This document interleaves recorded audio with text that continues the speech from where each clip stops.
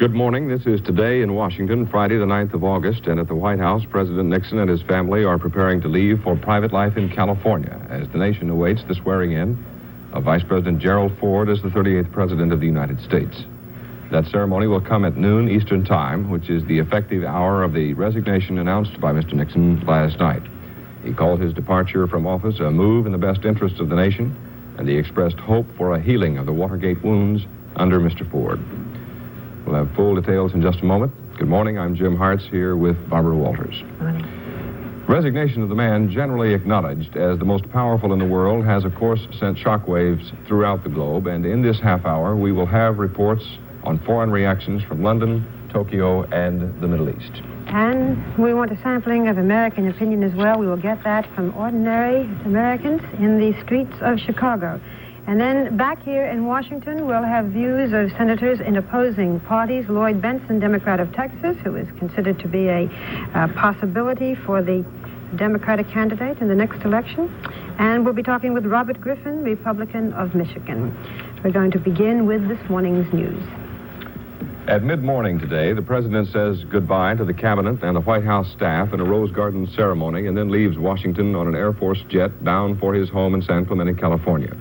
His resignation as the 37th President of the United States takes effect at noon today, Eastern Time, and at that moment, in the Oval Office, Vice President Gerald Ford will be sworn in as the 38th Chief Executive. There is here in Washington a great sense of relief and hope that the turmoil of the last 2 years is over at last. Here is part of what President Nixon said in his resignation speech delivered last night.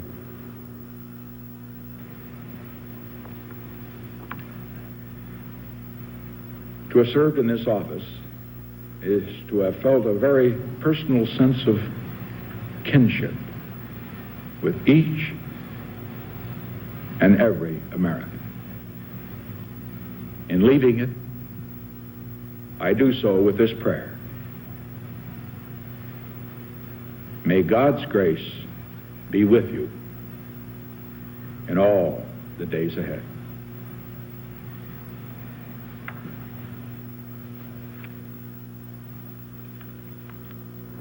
The transition of power will be swift, and it would seem on the surface relatively uncomplicated.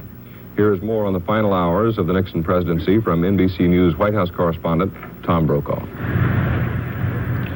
Richard Nixon will leave the White House today as President of the United States, and he will arrive in California as a private citizen. His letter of resignation to the Secretary of State's White House office in the West Wing of the White House will arrive around noon Eastern Time while Mr. Nixon is aboard Air Force One en route to California. As he leaves the White House, President Nixon and his family will be saying goodbye to members of the White House staff and the cabinet in public ceremonies in the East Room. That will be a bittersweet occasion for those people who have been through so much with President Nixon. Most of them are sad, many are angry, and some are relieved now that the agony of this decision-making process is over. While President Nixon goes off to California, most members of that White House staff and all members of the cabinet will be going back to their offices to prepare for the transition to a new administration, the administration of Gerald Ford. Tom Brokaw, NBC News at the White House. Shortly after Mr. Nixon's speech last night, Gerald Ford announced that Henry Kissinger has agreed to continue as Secretary of State, and Ford promised to continue the policy Kissinger formulated for President Nixon. It was the first appointment of the Ford administration. Gerald Ford begins his presidency today, surrounded by his family and the goodwill of Congress and the nation. The Vice President left his home a few minutes ago, stopping first to chat with the reporters, including NBC's Ron Nesson. Well, I got to bed about 1:30 and got up about 5:45, so it was a short evening. What are your feelings this morning as you prepare for this eventful day? I think a feeling of sadness on the one hand and expectation to start to build on the other. It does strike me as a terribly heavy responsibility, which we're going to try and work on and do our very best. The President talked last night of the heavy responsibilities that were going to be on your shoulders today. Do you feel those? You can't help but feel that way.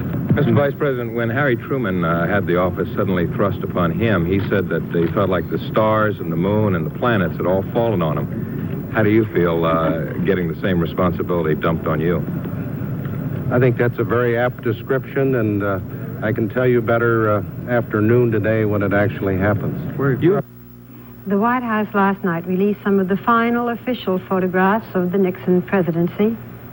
Here, the first family, Tricia and Edward Cox on the left, the President and Mrs. Nixon, and Julie and David Eisenhower. And the President and daughter Julie, after Mr. Nixon announced to the family his decision to resign, a decision the family had opposed. We'll be going to New York shortly for Frank Blair and the other news. This is Today on NBC.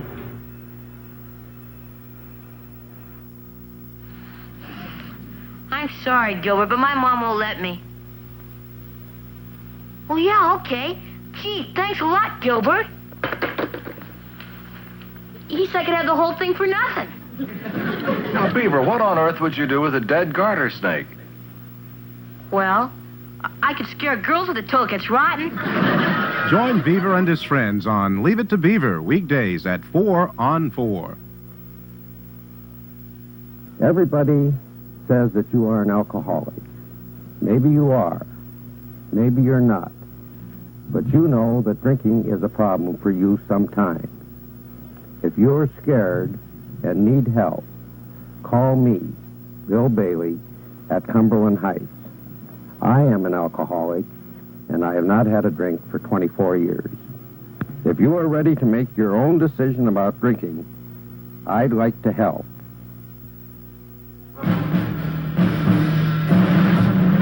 Hey! Know something about TV? Then pick 3. The top 3 shows in Metro? Oh, no. Can you believe it? A news program at the top of the entertainment chart. That's news to me. Sure. The Scene at 6 and 10 has been the #1 news service in the Mid-South for a long time. But now so many people watch it, it's marched right up there to the big time, placing 6 times in the top 10 most entertaining shows in town. Still news to me. Well, it's news to the home team stars at 4, too, because they think of news as serious stuff, but they have fun bringing it to you, and that's real entertainment. Oh, boy. Before you know it, they'll be doing live remotes from Hollywood. Hollywood. La-da-da-da-da-da-da-da-da. The Scene at 6 and 10, top of the market in television entertainment. If that's news to you, maybe you ought to be watching 4.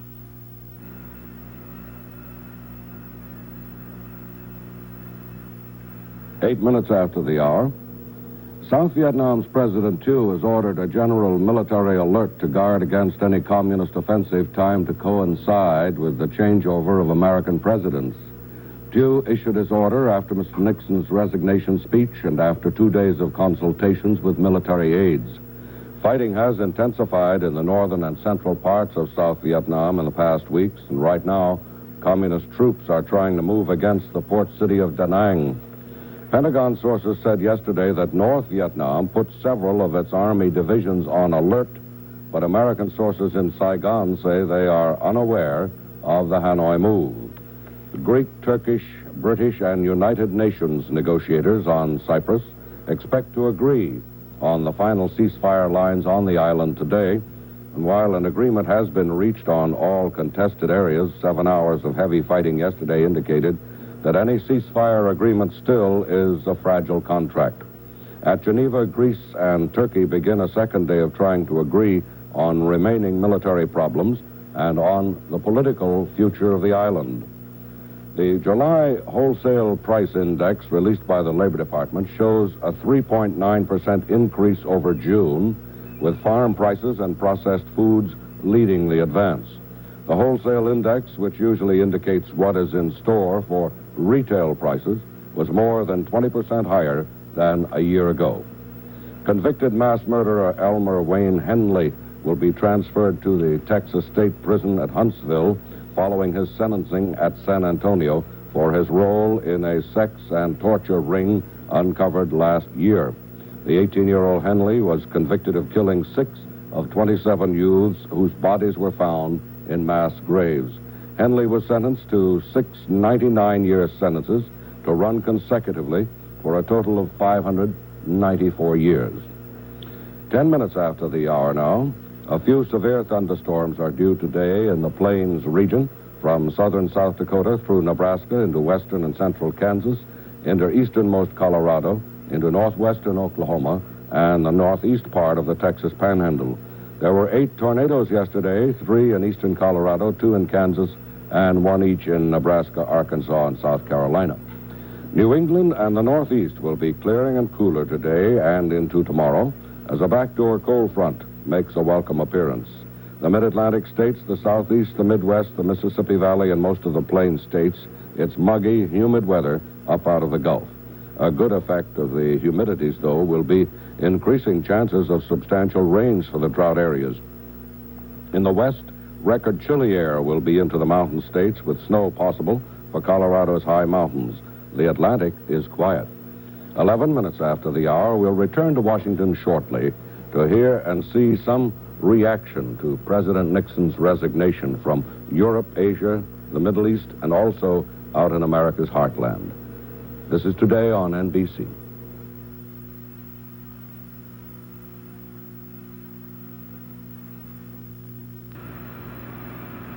President Nixon's troubled final hours created intense interest in many European capitals. His decision to resign surprised many foreigners who found it difficult to take the Watergate scandal seriously.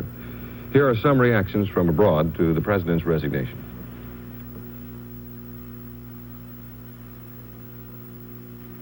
British and other European newspapers this morning treat Mr. Nixon's decision as nothing short of an abdication.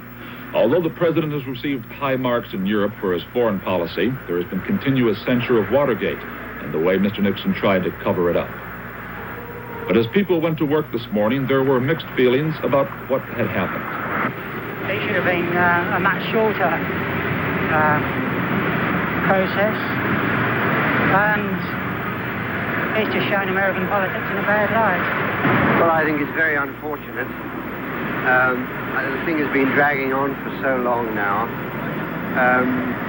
I think he's done the only thing he could do, really. I think he's doing the best thing he can. As far as I can see, he would be ruining presidency if he stayed on. Apart from that, I can't say much more. In France, television gave the news. Bonsoir. Le compte à rebours arrive à son Most terme. Frenchmen and women were not surprised. Paris, 21h à Washington. I'm not American, but I can exactly tell you what I feel. I'm not happy. I like the President Nixon. President Nixon is a popular man in Europe, and therefore it's a surprise. I'm not at all surprised, but I'm very happy he's gone. You're very happy he's gone. Why? I thought he'd hang on forever. And what would happen if he had hung on forever? It'd been terrible for America, I think.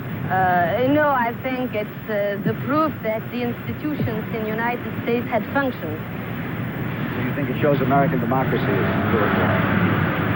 in a certain way. Thank you. So now it will be President Gerald Ford that the Europeans will have to get to know and deal with.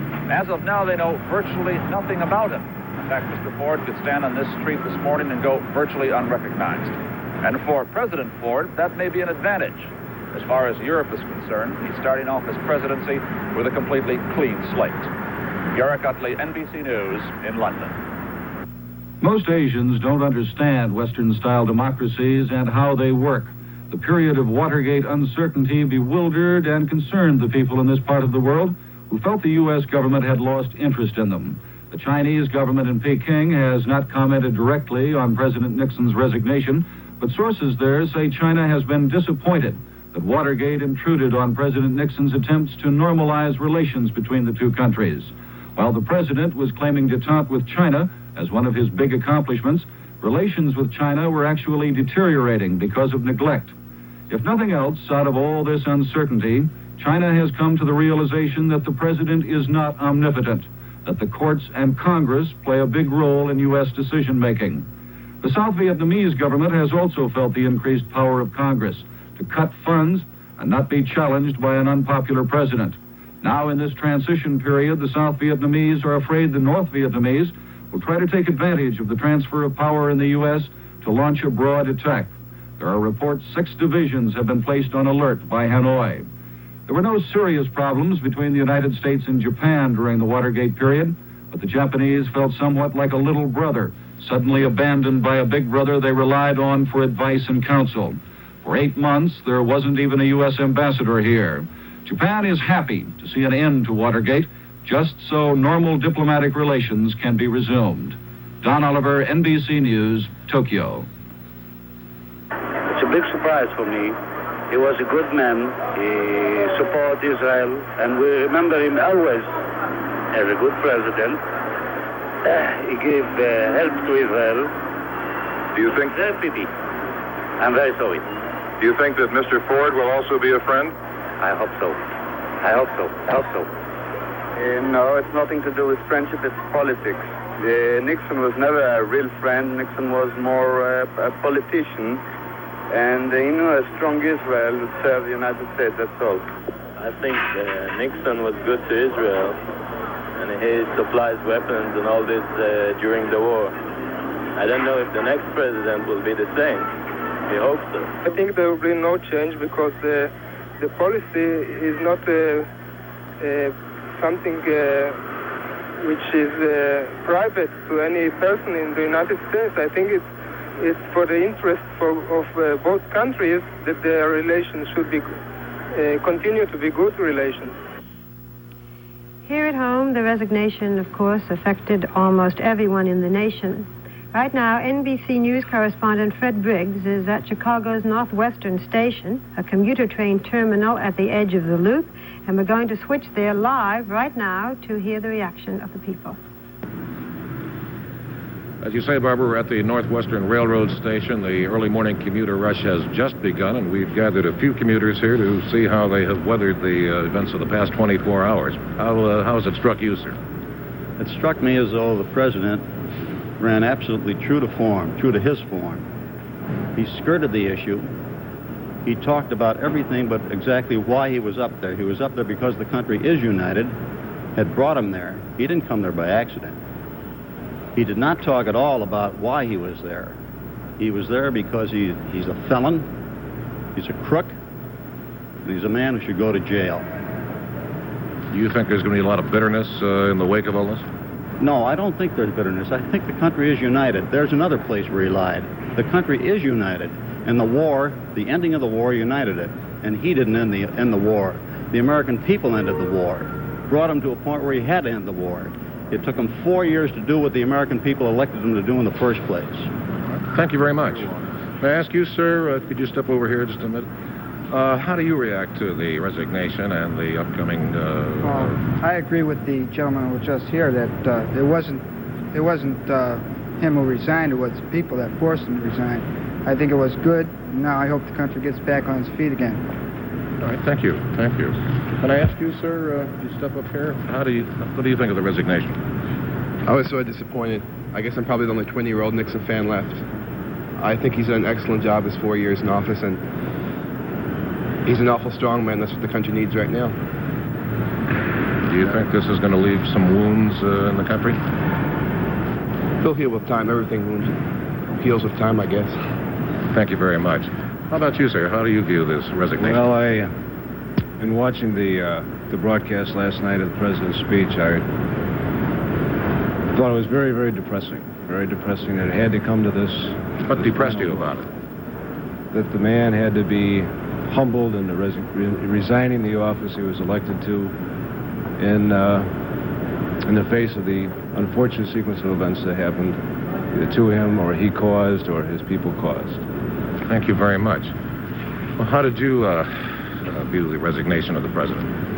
Well, sir, I think it's a shame and a pity that a man who had so much to offer should fall so far. But I think it shows that the American system still can and does work. But I think now that you're going to find a whole lot of people, national as well as international, are going to be putting their nose down to the grind to do something about our economic problems of inflation and so forth. Do you see any backlash of sorts here, some bitter feelings that might keep the country divided?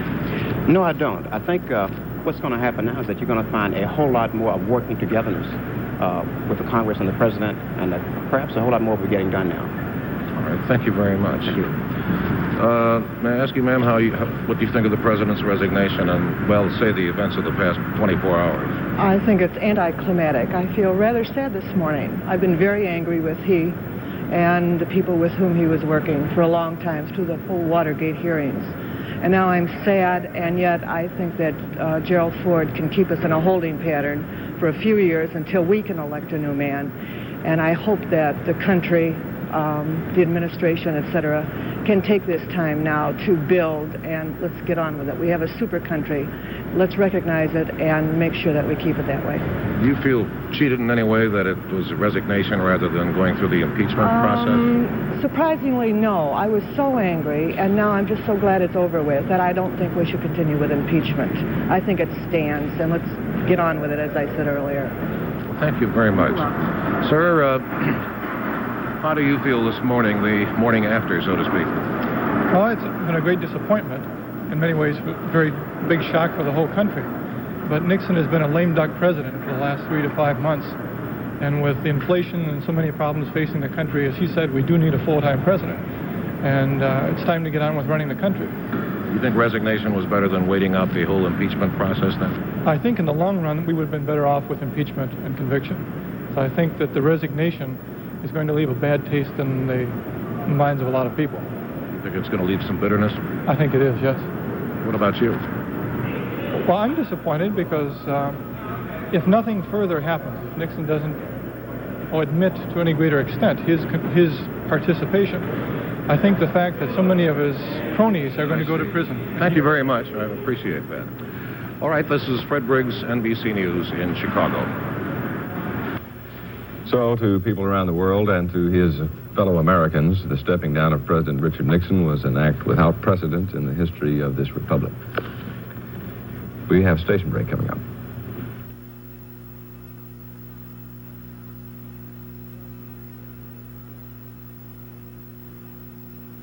Barbara Walters with Jim Hartz, and we have been in Washington for the past 2 days, bringing the news that's taken place. Vice President Ford becomes president at noon Eastern Time today. While resigning, President Nixon and his family leave the Capitol for their home in California, and we expect to bring you that departure live when it occurs. It's supposed to be scheduled about an hour from now. We'll also talk in this half hour with 2 prominent senators whose views will be quite important in determining the degree of success of the incoming Ford administration. They are Democratic Senator Lloyd Bentsen of Texas, increasingly considered a presidential contender 2 years from now, and Republican Senator Robert Griffin of Michigan, who holds great sway as the minority whip in the Senate. And that's coming up this half hour. We're going to begin with the news and return to Frank Blair in New York. Frank. Thank you, Barbara. Good morning, everyone. Richard Milhouse Nixon is playing out the final hours of his presidency today, saying farewell to his White House staff and then flying to his home at San Clemente. He will still be president when he boards an Air Force plane for California, but at noon, while he's in the air, Gerald Ford will be getting sworn into office at the White House. So by the time Mr. Nixon gets to San Clemente, he will be a private citizen. In his resignation speech last night, Mr. Nixon expressed confidence that Mr. Ford would provide strong leadership. As I recall the high hopes for America with which we began this second term, I feel a great sadness that I will not be here in this office working on your behalf to achieve those hopes in the next 2.5 years. But in turning over direction of the government to Vice President Ford, I know, as I told the nation when I nominated him for that office 10 months ago, that the leadership of America will be in good hands. Mr. Nixon assumed no guilt for the Watergate scandals, but he did say he regretted any injuries resulting from the events that led to his resignation. Mr. Nixon took pride in the achievements of his foreign policy, the end of U.S. involvement in the Vietnam War, and his visits to Russia and China. And Mr. Ford recognized these achievements after he met with Secretary of State Henry Kissinger. I have asked Henry Kissinger, as Secretary of State, to stay on and to be the Secretary of State under the new administration. I've known Henry Kissinger for a great many years. I knew him before he came with the Nixon administration.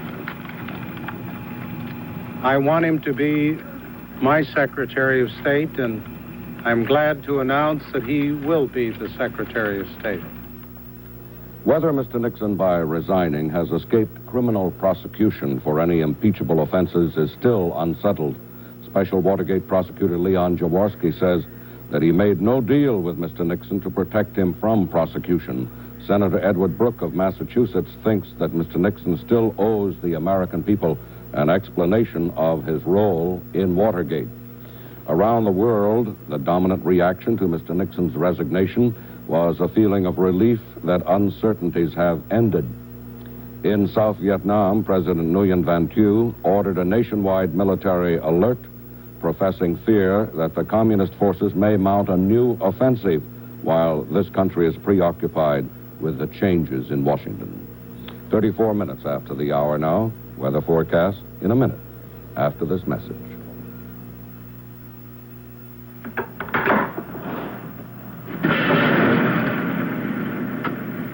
You really should stop smoking. I know. I've tried, and I will quit. Until you can quit, at least use Aquafilter. Why? Because it removes an average of 75% of the tars and nicotine from cigarette smoke. Aquafilter uses water to filter and cool the smoke. One filter to a pack, then just throw it away. Until you quit, doesn't it make sense to use Aquafilter? Most hair colors promise you nice, natural color, just like the shade you were born with. But you probably know, and Revlon knows, that the shade nature gave you could be ordinary and boring. And that's why Revlon made Color Silk, because it gives your hair a color that's better than natural, color with some real kick in it, plus extra conditioner for extra shine. So next time, go nature one better and get a color that's better than natural. You get Color Silk, the quality hair color. It's from Revlon. Among the many Democrats whose political futures could be greatly affected by President Ford's assumption of the presidency is Senator Lloyd Bentsen of Texas. He has traveled and spoken widely around the country in past months, and though he is by no means an avowed candidate, there is a general assumption that he will be a contender for the 1976 Democratic presidential nomination. Welcome to today, Senator Bentsen. Thank you. Glad to be aboard. Talking of practical politics here for a minute, it would seem that Democrats would have been better off had President Nixon remained in office. This is speculation that's been around for a long time, that he would serve out his full term in 1976, and the Democrats then would have had a clear symbol to run against. What's going to happen now with Vice President Ford assuming the office with a clean slate? And one would assume a honeymoon and all that sort of thing. What are the prospects? Well, I think there will be a honeymoon. I think you'll see a rallying of support behind the president. I think you should see that. We have some very serious problems facing this country. The most basic one is the problem of inflation and how to do something about the cost of living. And I think you'll see the Congress and the president working together better now. It ought to be a partnership in trying to accomplish this. Now, how long that you'll see this emotional thing last, I don't know. I think that will phase out. And then they'll be looking at the performance of President Ford to see what he's done about this economy and some of the other issues facing the country. And that will determine who wins in 1976, along with the candidates, of course. Well, to the election closer at hand this November, do you think that Watergate has now been removed as an effective issue in the congressional elections? No, I don't think it's been removed totally. But I never did think it was the number one issue and stated that beforehand. Again, I think the cost of living is the serious problem. That's what my mail reflects. And that's the concern of the people. How do I make ends meet? People on fixed incomes just having a very tough time these days. I had one woman who wrote me, she said 4 years ago, she and her husband retired. He was a fireman. They'd been looking forward to retirement. They retired on $450 a month, but said they couldn't live on that now.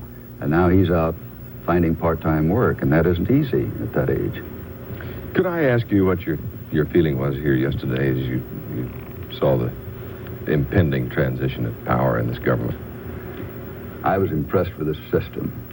You know, if you had a man who was in power, who was in effect being removed, in some countries, you'd see quite a different situation. But yesterday we saw no tanks on the streets. We didn't see soldiers with fixed bayonets. About the only soldiers I saw were taking photographs of the Capitol with cameras. I saw one standing there in front of Daniel Webster's statue in the rotunda. The tourists were, as usual, people weren't fleeing the Capitol. So we think about the system and the founding fathers and their vision and their foresight, and it's been theory a lot of times, but here you saw it actually working. And it's a people's government. What did you think of the president's talk about the manner of his leave-taking? I thought he made an effective talk from his standpoint, and no rancor expressed toward anyone. He recounted some of his successes in his administration, and that's a very human thing to do.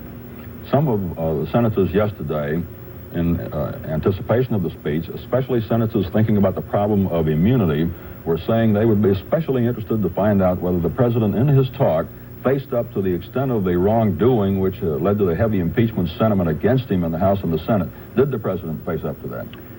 Oh, he just touched on that. He didn't go into it in any depth at all. He mentioned in almost an aside that he'd made some mistakes. But this question of immunity, I think you have a very serious constitutional question on that one, insofar as the Congress being able to do anything on it at all. Personally, the idea of the former President of the United States possibly being behind bars is some days a repugnant thing. I'd hate to think of that being reflected in history books. But that's a question really for the judiciary. You're doubtful the Congress should get into it? Oh, I think they'd be trying to impose themselves on the judiciary and what they should do. Finally, you get into the situation when you're talking about the administration of justice. There shouldn't be any difference in the way justice looks on the prince and the pauper. What would your reaction be, or what do you suppose congressional reaction would be if the president issued a pardon for himself or for any of his assistants faced with jail or prosecution? I just can't imagine that kind of a thing being done by him. I think he'd leave under a much greater cloud than he is now. I think that there's, another legitimate question that we've been asking most of the people who've been here from the Congress, Senate. Do you think now that the impeachment matter that has yet to come before the full House should go through the House and through the Senate, or do you feel it should be dropped now? I don't believe it should go through the House and the Senate. I think we should move on to these serious problems that confront the nation. We have so many things that I think will be stalled in the way of legislation, needed legislation, if we're tied up in that process.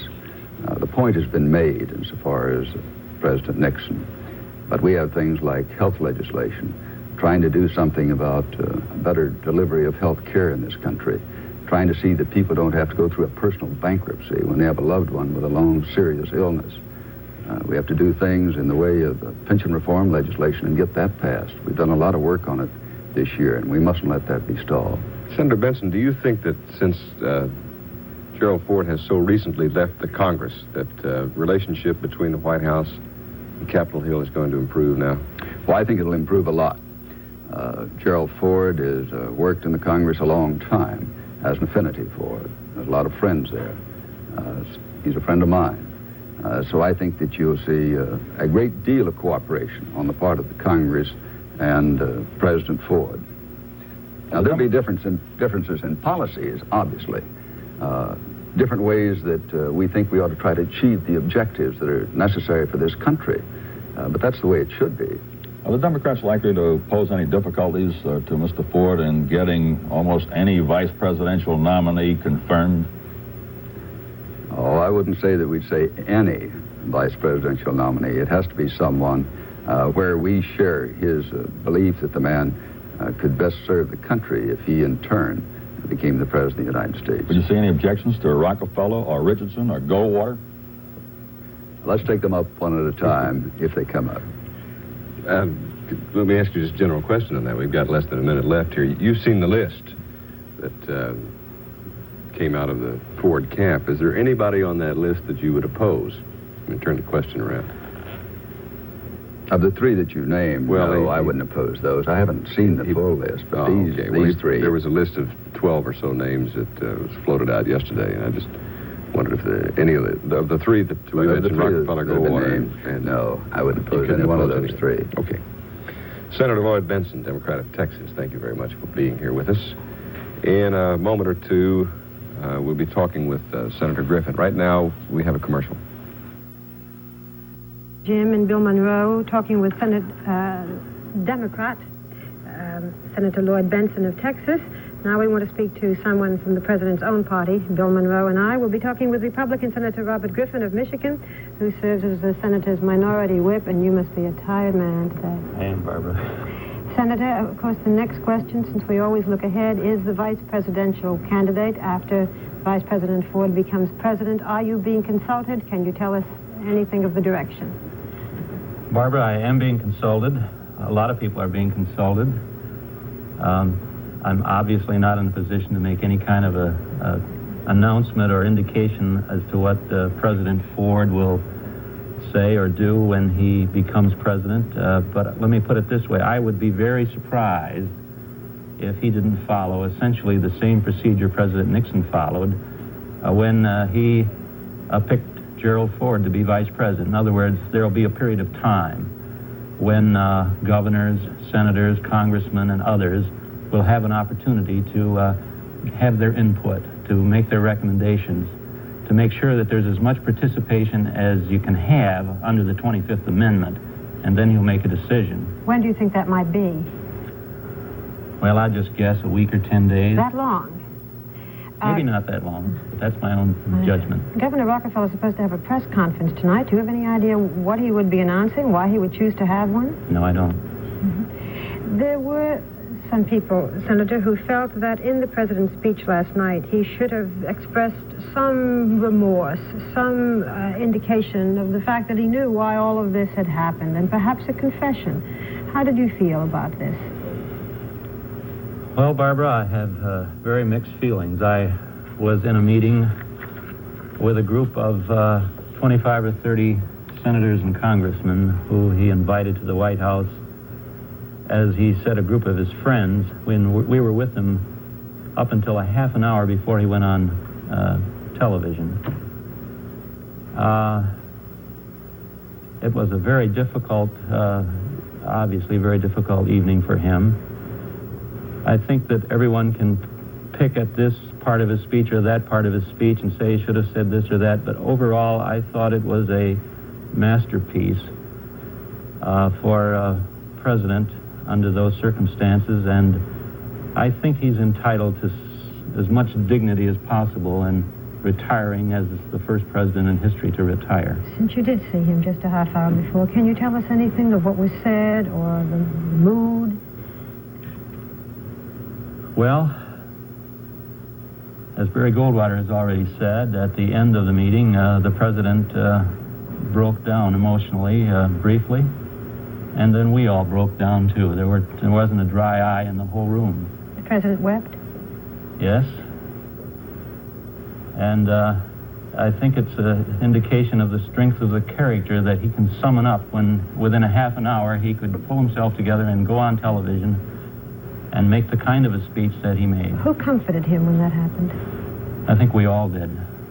We all stood up and applauded him as loudly as we could as he was going out. It was so obvious that he was doing what he was doing in the interest of the country. He said something in there that was especially important to me. And after thanking all of his friends and for what they have done and how they've stood by him and everything, and he said, I know there comes a time when the country's interest is more important than any individual, more important than any person who happens to be president, and is more important than personal loyalty. And he realized that it was very, very difficult for us, for people like Barry Goldwater, for example, and others, to come to the point where we would have to say that he should resign. But he understood it. That was meaningful to you in the light of the fact that a few days ago, even before the president released his transcript, you had called for the president's resignation. That's right, Bill. And I did that at the time as a friend, saying as I was that I was doing it as a friend, and I wondered if I would still be a friend, and he invited me. I was in the group, and that said a lot to me. He's a big man, and we are still friends. You were a little bit surprised and pleased to be there. I was very happy to be there. Not happy, but I was glad that I was invited. Senator, at the time the president broke down during your meeting and all of you were emotionally affected, did you have a feeling the president has to go on the air and face the American people in 30 or 40 minutes? I wonder if he can do it. Yes, that was we all wondered that at the time. I'm looking at you now, Senator, and I'm very close to you, and I don't know whether the audience can see that you have tears in your eyes now, so that obviously this is something that still is very... Well, I must say, I've known President Nixon for many, many years. He campaigned in my district, which is next to Jerry Ford's district, and I won't be able to call him Jerry Ford after 12 o'clock today. In 1956, he nominated me to be one of the 10 outstanding young men of the nation, and things of that kind. Over the years, I've known him so well that it was the most agonizing, difficult, emotional experience that I can ever say that I've gone through, to have to say that he has to resign for the interests of the country. What now, Senator? How do you feel about some of the proposals that Congress passed, an act of immunity? Or do you think Watergate is over? Where do you think we're going? I understand the legalities of those who are saying that the Congress doesn't have a constitutional role in determining whether there should be immunity. And that's right. I don't think anything we pass would be legally binding upon Mr. Jaworski or upon Mr. Saxby. But at the same time, Congress has a real role and responsibility in this whole picture. And I would hate to think that we would put the whole burden of responsibility on Mr. Leon Jaworski to decide whether to go ahead now and prosecute the President of the United States. I think a sense of Congress resolution on that subject, particularly if it does reflect what most of the people feel and think, would be a very desirable thing. Senator, if you pass such a resolution indicating that the President should not be prosecuted, what about the prosecution of his assistants, which is now ongoing? Or what about those men already in jail? I know. There isn't any satisfactory answer, and if we don't do it, it doesn't seem like the right thing, and if we do it, it doesn't seem the right thing. I think the only thing you can say is that it's hard to conceive of a punishment that would be greater than what this man is now enduring. Senator, there's also been some suggestion that this resolution should not be passed. Senator Brooks said this, I guess, after he originally asked for the resolution, unless the President expressed some kind of expression of guilt. But there is the possibility, too, that the Vice President, when he becomes President, could pardon the President. Has this come up? Would you advocate it? Well, it is possible legally, but here again, I think that it would be an awesome, terrible burden for President Ford to have to assume. I would like to see him have the participation and the cooperation of Congress in such a decision. Thank you, Senator Griffin, for being with us on a day which is obviously still difficult for you. We appreciate you coming on with us.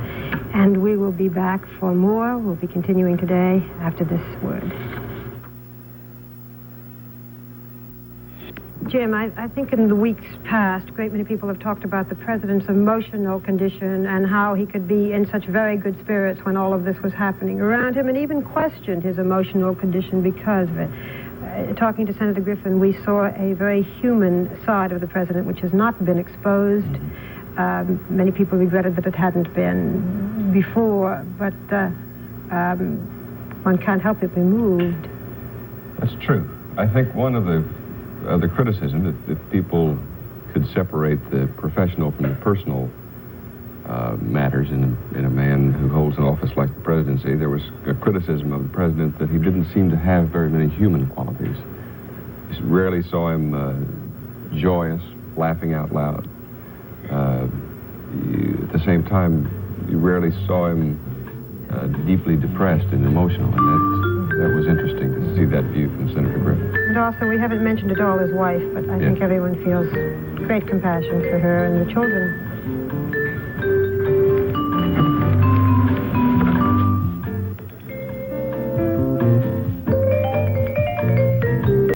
Good morning. This is Today in Washington. It is Friday, the 9th of August. We're looking at the White House, where in about half an hour from now, Richard Nixon will bid farewell to the staff that has served him in his 5.5 years as president. Then with his family, the resigning chief executive will board a helicopter for Andrews Air Force Base, and the family will fly to their home in California and private life. I'm Barbara Walters with Jim Hart. Good morning. We are here in Washington, and for many of you, this is the third hour of the Today program, but we are doing an additional hour because there's a good deal coming up, and we want to bring it to you live. We are going to switch to the White House sometime this morning as Mr. Nixon begins his farewell. Then we will follow the Nixon family through their departure from the nation's capital to private life. We have already seen Vice President Gerald Ford leave his house. We are shortly awaiting Mrs. Ford and the children, and we will go to that event live when they leave their small home here in suburban Washington. We will have the morning's news in just a moment, most of it, of course, concerned with the resignation and with the inauguration of President Ford, as he will be the 38th President of the United States. Also, in this half hour, Barbara and I will be talking here in our Washington studio about the Nixon presidency as future historians might see it, with an expert in presidential history. He is Professor Henry F. Graff of the Department of History at Columbia University. We will ask as well, of course, about his expectations for the presidency of Gerald Ford. But before any of these things, here are the morning headlines. At mid-morning today, the president says goodbye to the cabinet and White House staff in the Rose Garden ceremony that is scheduled about a half an hour from now. And then he will leave Washington on an Air Force jet bound for his home in San Clemente, California. His resignation as the 37th President of the United States takes effect at noon today, Eastern Time. And at that moment, in the Oval Office, Vice President Gerald Ford will be sworn in as the 38th Chief Executive. There is here in Washington a great sense of relief and a hope that the turmoil of the last 2 years is over at last. Here is part of what President Nixon said in his speech of resignation last night.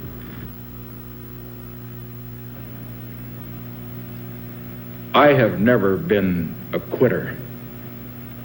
To leave office before my term is completed is abhorrent to every instinct in my body. But as president, I must put the interests of America first. America needs a full-time president and a full-time Congress, particularly at this time with problems we face at home and abroad. To continue to fight through the months ahead for my personal vindication would almost totally absorb the time and attention of both the president and the Congress in a period when our entire focus should be on the great issues of peace abroad and prosperity without inflation at home. Therefore, I shall resign the presidency effective at noon tomorrow. Vice President Ford will be sworn in as president at that hour in this office. The transition of power will be swift and, it would seem on the surface, relatively uncomplicated. Here is more now on the final hours of the Nixon presidency from NBC News correspondent John Cochran, who is at the White House live. Outside the White House, the hundreds of demonstrators who were here last night, both pro and anti-Nixon, have dispersed. What you see is the north portico of the White House. Most of the people who will come to the White House today will go to the south side of the White House. It is from there that the president will depart by helicopter. Inside the White House this morning, we are told the president arose early. We're told that he met with some people. We're not told just whom he did meet with. Within a half an hour from now, the president is expected to go to the East Room of the White House, where he is to say goodbye to his cabinet and to his staff. After that, he is to walk out to the South Lawn. He is to be accompanied by Vice President Ford, where they will say their final goodbyes. The president and Mrs. Nixon will board the helicopter for Andrews Air Force Base just outside the District of Columbia, and from there they will go to the El Toro Air Base, a Marine Air Base in California, where we are told that Mr. Nixon has said it's perfectly all right for crowds to gather and to welcome him there. So after Mr. Nixon leaves, it becomes Vice President Ford's show. We are told that Mr. Nixon's official resignation will be turned in to Secretary of State Kissinger here at Kissinger's office at the White House before noon today. The Vice President is to be sworn in at noon in the East Room. There is some confusion about that. We are told that it could actually happen in the Rose Garden, but probably in the East Room. We're also told by his lawyer, James St. Clair, that at noon today, he, St. Clair, will no longer be the president's lawyer. John Cochran, NBC News at the White House.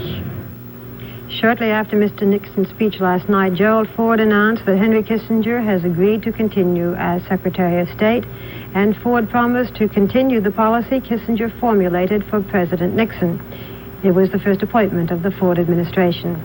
Gerald Ford begins his presidency today surrounded by his family, the goodwill of Congress, and of the nation. He left his home this morning, quite early, stopping first to chat with reporters, including Ron Nesson.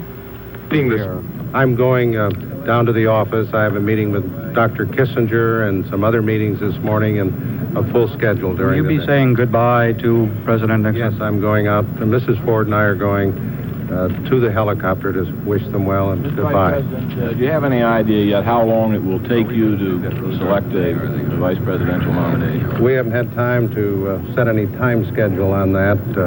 We're going to do it as quickly as we can in a thorough and, I hope, responsible way. Mr. Vice President, you were here with Phil Buchan and John Burns this morning, your old friends, talking about forming the new government, were you? Those two, plus several others, have been acting on my behalf for the last 48 hours as an outside transition group. And they came up this morning early to give me some recommendations on certain activities, certain responsibilities, and as you said, they're old friends, and I thought they could look in from the outside and perhaps give some sound advice that we on the inside might not see, as we kept pretty busy during the day. You want to share with us what their advice was? You'll see it in the next day or so. Could I ask one more? We'll see it in the next day or so. But last night, the White House released some of the final official photographs of the Nixon presidency. First, the first family, Tricia and Edward Cox on the left, the President and Mrs. Nixon, Julie and David Eisenhower. And here, the President and daughter Julie, after Mr. Nixon announced to the family his decision to resign, a decision he says they opposed. We'll be going to New York shortly for Frank Blair and the other news. First, this is Today on NBC.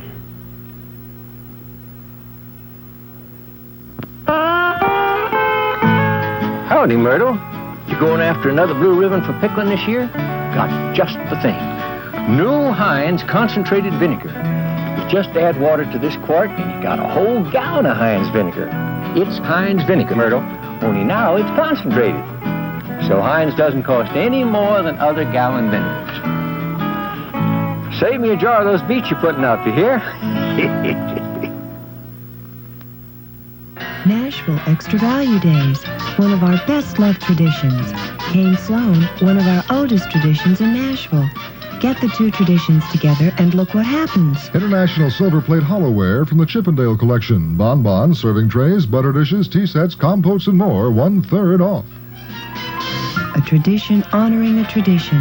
Kane Sloan with its quality merchandise presenting the best NEV days yet.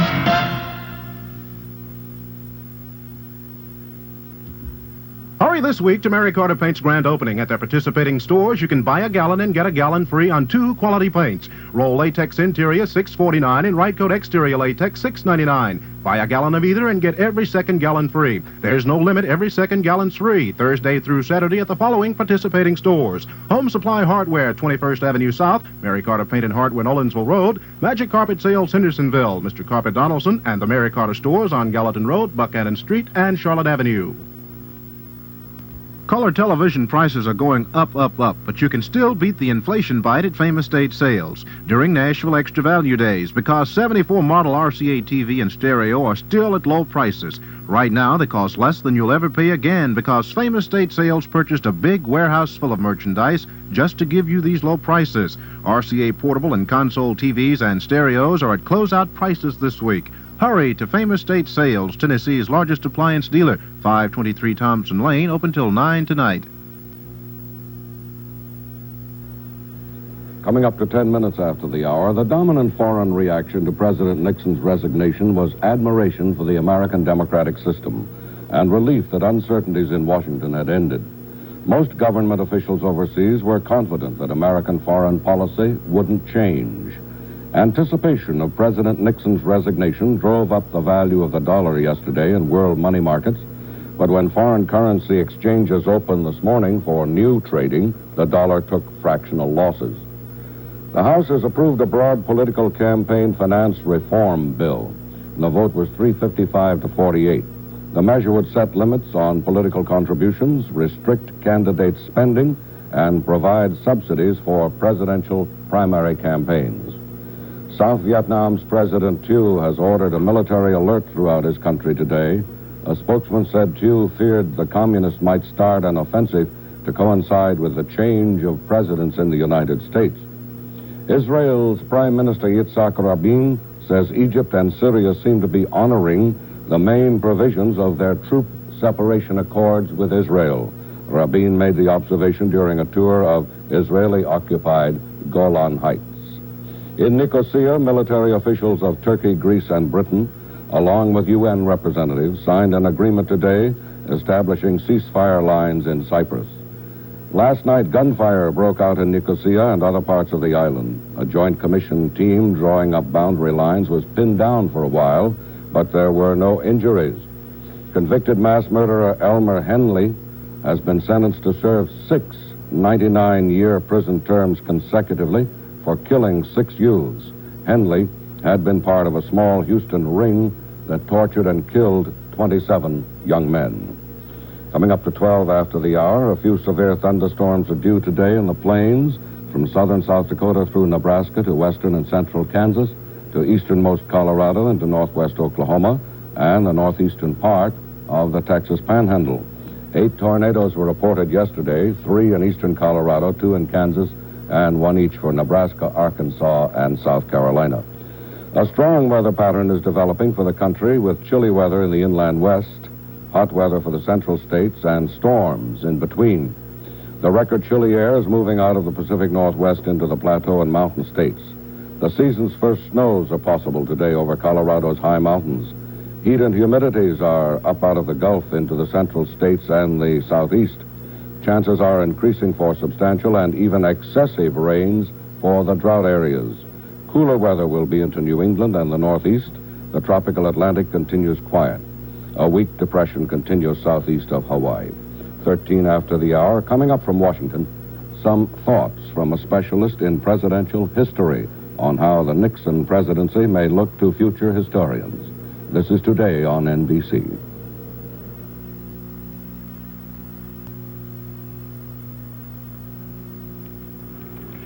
When all the immediate questions of the end of the Nixon administration are solved, there will remain a longer-range question of historic importance. Did the Nixon years and the way that they ended change the institution of the American presidency? And what kind of a president will he be in the history books 20, 50 years from now? We'd like to get an opinion on that question now from one of the country's leading presidential scholars. He is Henry F. Graff, who is professor of history at Columbia University, specializes in teaching and writing about the presidency. Good morning, Professor. The president had been claiming all year long that what he was doing was protecting the presidency and that no president should be pushed from office, that this was a very dangerous precedent. Do you see it as such? I think that in everything that's happened, especially in the last week, Mr. Nixon fell from office. He was not pushed. At the moment, the presidency is changing hands. We're about, I understand, to go to the Ford house and see the departure of the Ford family for glory and the history books in a magic rite of renewal. And we shall see very shortly that the presidency has not been damaged. It's been strengthened, and it remains one of the glories of the free world. Well, let's ask the alternative. What would have happened to the presidency, in your opinion, had he not resigned, had it gone through the House through impeachment, and if he had been convicted? What would have happened then? This is iffy history, and it is impossible to say. We cannot change a historical datum and draw conclusions therefrom.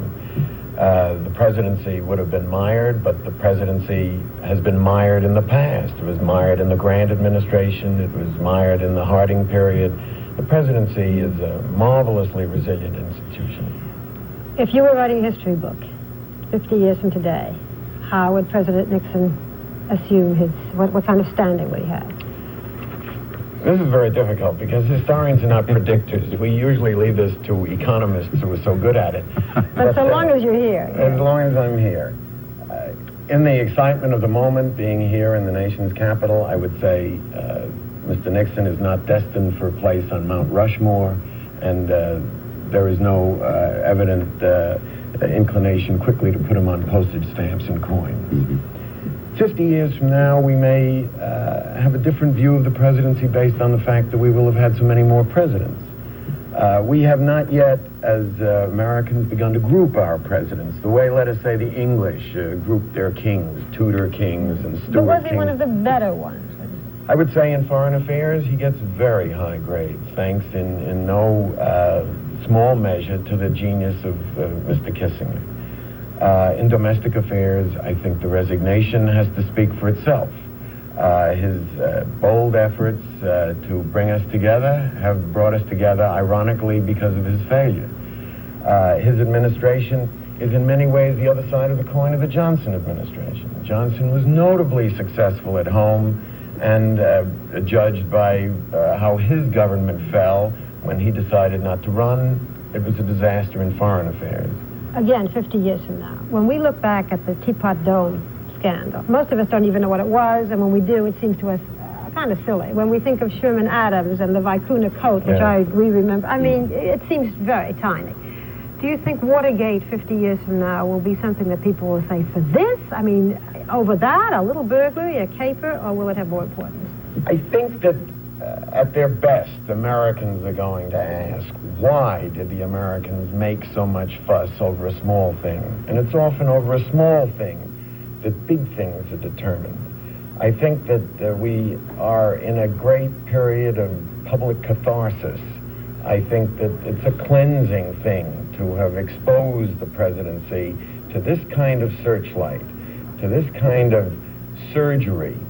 And I think that if we develop, as we would like to think we do, a different kind of politics, a more open kind of politics, and especially a more open kind of presidency, this will be viewed as a remarkable turning point, one of those great watersheds of history. Sometimes these watersheds last for about a generation. Do you think that what we're going to see here is say, a comparable period that followed Harding, where you have seemingly honorable men in the office, and then as the lessons of, say, Watergate are forgotten, we might have to go through something like this again, the turn of the century or sometime? I think that what happened after Harding bore on the character of national problems, not necessarily on the character of the presidency. I think, however we view the successes, the immediate successes of President Harding, they were decent men, they were honorable men, by the lights of their time and their training and their inclinations, they gave America the best they could in what was called leadership. I don't think we're talking about the same kind of problem. We're talking about the institution. The presidency is a kind of royal institution for Americans. Americans, in many ways, are the best monarchists in the world. You think it should be that way? I don't think Some people say that's what got Mr. Nixon in trouble. I think it's all right if we regard it as a kind of democratic monarchy. That when the president has stepped forward of the ranks to assume this great role, he is prepared also to step back into the ranks, that he remembers always where he came from. And I think the public could do the presidency a great service, could contribute to the enlargement of the presidency in the moral sense by being aware that these are ordinary mortals, that they deserve to be brought back into the ranks and accepted, and that it is really a very temporary lease that they have on the White House. And we have put our presidents on this kind of pedestal in the mind in the last generation and contributed as a people, largely through the press and through the electronic media. We have made the presidents seem much larger than they ought to be. Perhaps when one listens to people today, it seems in America that it is the most informed nation almost of any. And in terms of what brought the president down, it wasn't so much Watergate itself, the burglary, as the lying. That seems to have been what did it. Would you not agree? Yes, and I think this relates to the kind of sham which surfeits so much of American advertising, so much of American salesmanship. It infested and infected politics in the last generation to a much greater degree than ever in the past. And that has clearly been made visible to the American people on television. Mm-hmm. When a man comes into the living room night after night, he clearly shows what he is. And it's very, very difficult. Just as a parent can't fool a child, it's very difficult for a political figure to fool the public. And that, I suppose, is fundamental in what happened to the Nixon administration. Could we ask you, Professor Graff, to now shift your focus to Vice President Ford, who is assuming the presidency at noon today? Give us your opinion of him and what he's likely to encounter in the next 2 years in office. Well, what lessons from the past? It's very difficult to guess what Mr. Ford is going to do as president. In the history of the presidency, some of the very strong vice presidential types have proved to be disasters as presidents, and some of the least of our vice presidents have proved to be magnificent. We always hear about Vice President Truman, who came into office and grew in office. Now, I've never heard about anybody else except for Vice President Truman who did this. I mean, it's fortunate that he did because we have that glowing example. Were there any, I don't mean to imply that Vice President Ford will not, but we constantly hear about Truman. Were there any other men who came in as vice president and became really quite great, and if so, who? Well, Theodore Roosevelt became, I think, by most standards, one of the great or near great presidents. I think it's safe to say Lyndon Johnson, on the domestic scene, certainly belongs in that category. Powerful one. Short time yes, now. But I think much was expected of him. These were men who were proven. I think the thing with Truman is somewhat similar to Ford in that they were men who came out of Congress and didn't have terrifically startling records before. Yes, if you forgive a very personal note, I was here in Washington when Truman became president, and I remember trying to get a ticket to hear him present his first words to the Congress. And a guard at the Capitol said, "You don't want to go in to hear him. He's only Coolidge with glasses." And yet, within a very short time, he demonstrated strength and capacity to draw on his resources that few, except perhaps those who knew him best, knew him most intimately, would have guessed, would have obtained. Well, it seems like Truman and Ford are similar in another way, that neither man seemed to aspire to the office, at least if you take their public statements for it, whereas Johnson, who you were mentioning as powerful president who was vice president before, really aspired to the office and was going to vie with John Kennedy for it at that time. So there is another similarity between this, I think, is very important. I think also we don't associate any laws with Mr. Ford's name. We don't think of a specific set of problems on which he took a very strong stand, which at the moment can be a very great advantage for him.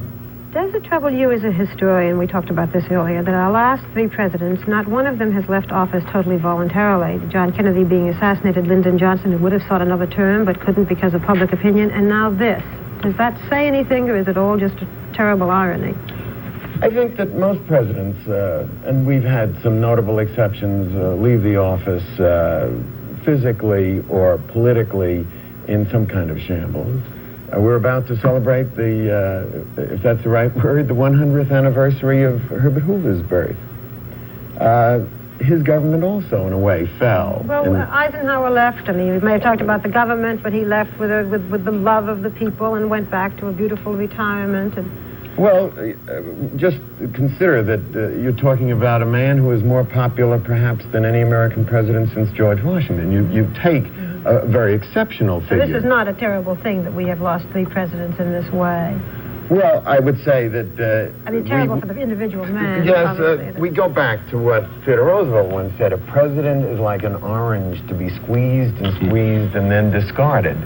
And I think most presidents have felt that they have been misused while in office, and they have felt abused by the public in their judgments. You were saying this was the 100th anniversary of the birth of President Hoover. He's the classic case of a man who was just almost run out of office. Are you historians reassessing his presidency now? Well, a lot of work continues to be done on all the presidents. The Hoover Library is flourishing out at West Branch, Iowa. Herbert Hoover is very hard to rehabilitate. He was caught in the wheels of history. And I was reflecting this morning that it is ironic that our two Quaker presidents should be associated with so much disarray in the national life, so far from the tenets of Quakerism. But of course, that's just an accident of birth.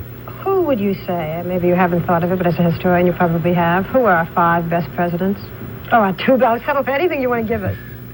You've got 1 minute to say it in. I would say Franklin Roosevelt ranks very high, and Abraham Lincoln. I guess that if I were living in the year 1874, I would have said that George Washington was head and shoulders above them all. Not Jefferson. I think Jefferson's presidency was far less successful than his earlier work as author of the Declaration, let us say. Washington, Lincoln, and Roosevelt. Washington, Lincoln, and Roosevelt. I think Jefferson might have agreed with you. He didn't have it engraved on his tombstone that he was president. That's right. Isn't that correct? That's he right. had the author of the Declaration of Independence, another Statute article of religious liberties, and these were the things that he very much wanted to be remembered for, and not bad monuments either. No. Will you come back in 50 years and talk to us? We'll have different people anyway. Jim's very young. But I'm willing. Come back and tell us what you think then. Station break now.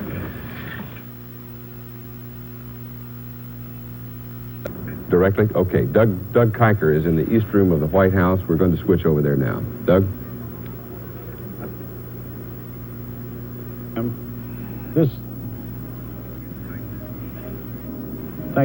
Thank you, Jim. This is the south side of the White House, where later this morning President Nixon and his family will be leaving their last trip from the White House for San Clemente, California. The President will take off from here by helicopter, fly a short distance to Andrews Air Force Base, and then will fly from Andrews Air Force Base directly nonstop to El Toro Marine Air Base in California, and from there 35 miles to San Clemente, California. Before he leaves the White House, Mr. Nixon will make one final appearance as president here in the East Room, where you see the crowd gathered now. He will make farewell remarks to members of the White House staff and their families, some members of the cabinet, personal friends, all of whom have gathered here this morning to bid him and Mrs. Nixon farewell.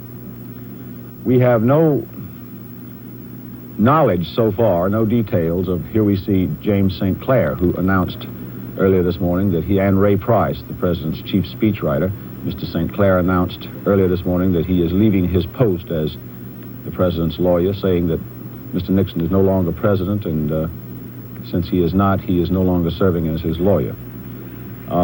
We have no details of what the family did last night. Here we see Henry Kissinger's wife and now the president and Mrs. Nixon coming into the East Room, being applauded as they walk along,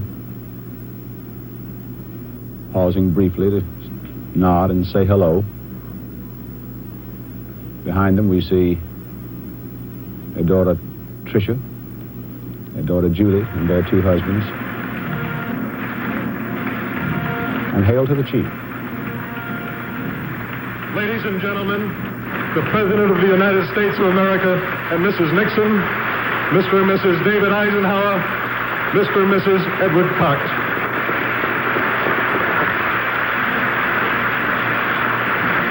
And prolonged applause as the president walks along.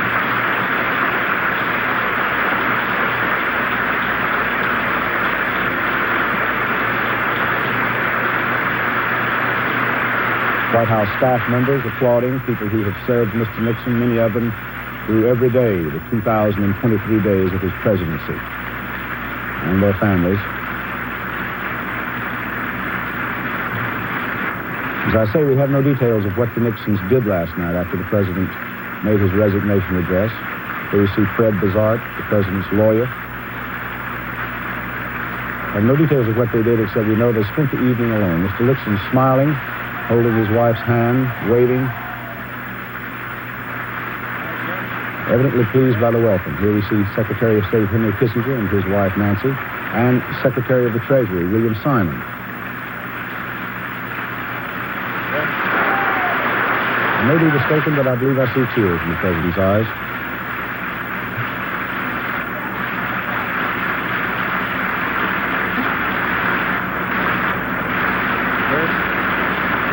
A very emotional moment as Richard Nixon is given a standing ovation by the people who have served him in the executive branch of the government for, as I say, 2,023 days.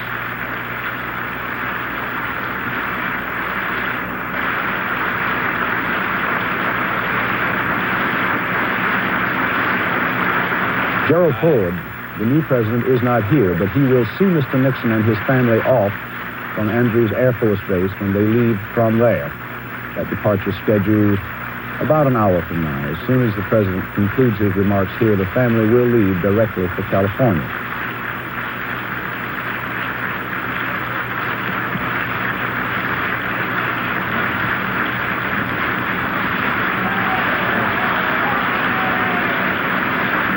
Corrected on that. I'm told that Mr. Ford will say goodbye to Mr. Nixon at the White House, not at Andrews Air Force Base.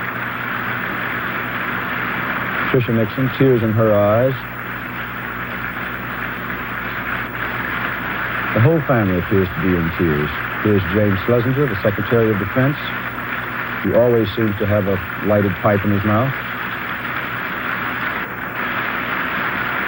All the members of the cabinet, their families, military aides and their families, and members of the White House staff, special assistants, counsels, lawyers, secretaries, hundreds of people who worked in the White House and in the Executive Office building, gathered here this morning to give the president a prolonged ovation and a warm, affectionate farewell as he prepares to give what probably will be the last public remarks he will make as president of the United States. A very emotional moment, obviously, for the Nixon family. Mrs. Nixon looking quite composed. Tricia not quite so much so, but managing a smile. Thank you. Now, ladies and gentlemen, the President of the United States. Well, members of the Cabinet, members of the White House staff, all of our friends here, I think the record should show that this is one of those spontaneous things that we always arrange whenever the president comes in to speak. And it will be so reported in the press, and we don't mind, because they've got to call it as they see it. But on our part, believe me, it is spontaneous. You are here to say goodbye to us, and we don't have a good word for it in English. The best is au revoir. We'll see you again.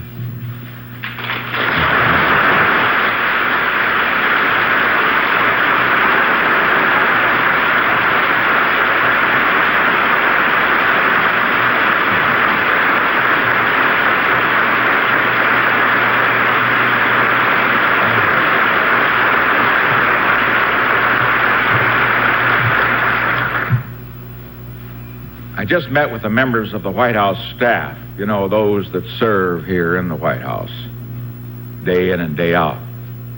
And I asked them to do what I ask all of you to do, to the extent that you can and are, of course, are requested to do so, to serve our next president as you have served me and previous presidents, because many of you have been here for many years, with devotion and dedication. Because This office, great as it is, can only be as great as the men and women who work for and with the president. This house, for example, I was thinking of it as we walked down this hall, and I was comparing it to some of the great houses of the world that I've been in. This isn't the biggest house. Many are, and most, and even smaller countries are much bigger. This isn't the finest house. Many in Europe particularly, and in China, Asia, have paintings of great, great value, things that we just don't have here, and probably will never have until we are 1,000 years old or older. But this is the best house. It's the best house because it has something far more important than numbers of people who serve, far more important than numbers of rooms or how big it is, far more important than numbers of magnificent pieces of art. This house has a great heart, and that heart comes from those who serve. I was rather sorry they didn't come down. We said goodbye to them upstairs. But they're really great. And I recall after so many times I've made speeches, and some of them pretty tough. You'd always come back, or after a hard day, and my days usually have run rather long, I'd always get a lift from them, because I might be a little down, but they always smiled. And so it is with you. I look around here and I see so many in this staff that, you know, I should have been by your offices and shaken hands, and I'd love to have talked to you and found out how to run the world. Everybody wants to tell the president what to do. And boy, he needs to be told many times. But I just haven't had the time. But I want you to know that each and every one of you, I know, is indispensable to this government. I'm proud of this cabinet. I'm proud of all the members who have served in our cabinet. I'm proud of our sub-cabinet. I'm proud of our White House staff. As I pointed out last night, sure, we've done some things wrong in this administration. And the top man always takes the responsibility, and I've never ducked it. But I want to say one thing we can be proud of. 5.5 years. No man or no woman came into this administration and left it with more of this world's goods than when he came in. No man or no woman ever profited at the public expense or the public till. That tells something about you. Mistakes, yes, but for personal gain, never. You did what you believed in, sometimes right, sometimes wrong. And I only wish that I were a wealthy man. Present time, I've got to find a way to pay my taxes. And if I were, I'd like to recompense you for the sacrifices that all of you have made to serve in government. But you are getting something in government, and I want you to tell this to your children, and I hope the nation's children will hear it too. Something in government service that is far more important than money. It's a cause bigger than yourself. It's the cause of making this the greatest nation in the world, the leader of the world, because without our leadership, the world will know nothing but war, possibly starvation, or worse in the years ahead. With our leadership, it will know peace.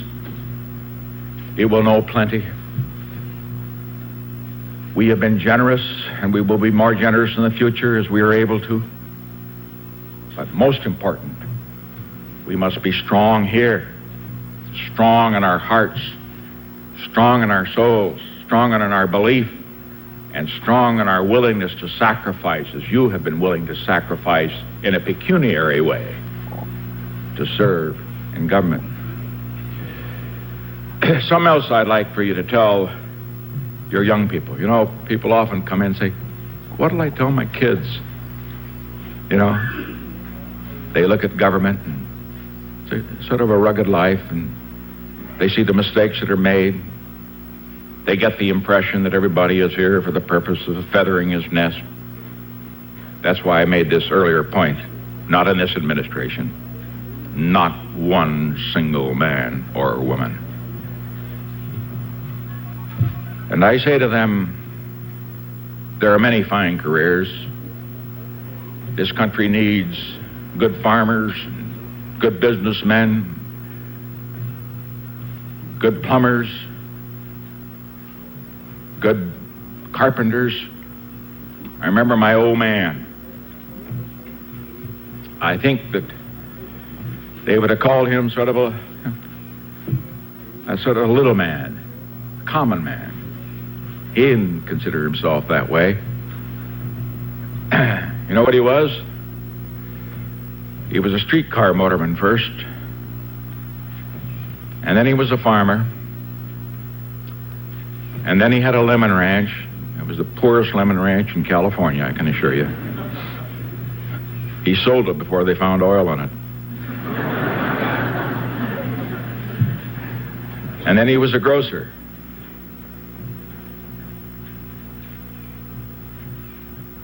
But he was a great man.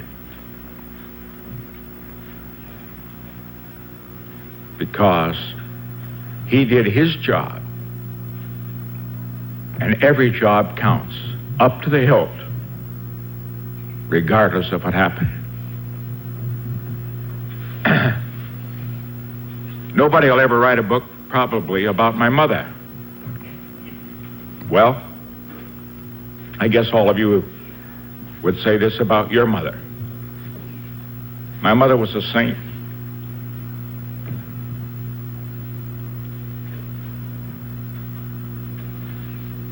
And I think of her, 2 boys dying of tuberculosis,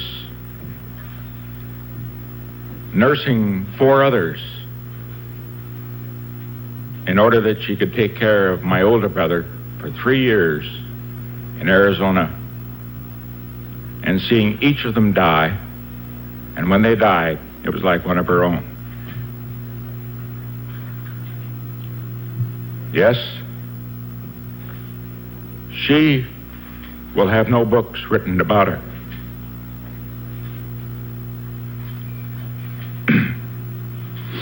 But she was a saint. Now, however, we look to the future. Had a little quote in a speech last night from T.R. As you know, I kind of like to read books. I'm not educated, but I do read books. And the T.R. quote was a pretty good one. There's another one I found as I was reading my last night in the White House. And this quote is about a young man. He was a young lawyer in New York. He'd married a beautiful girl. And they had a lovely daughter. And then suddenly, she died. And this is what he wrote.